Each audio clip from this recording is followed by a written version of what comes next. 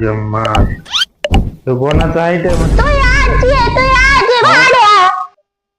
आता म्हातारे तू म्हणून सांगते बरं का माझं सरपंच गेला होता ना सरपंच गाव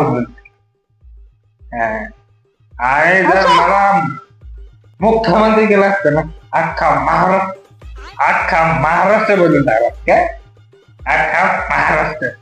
आणि तुला सांगतो मला जर पंतप्रधान केला असता ना अख्खा भारत बदलला अख्खा भारत सांगतो तुला. राजेंद्र झालं तो झालं.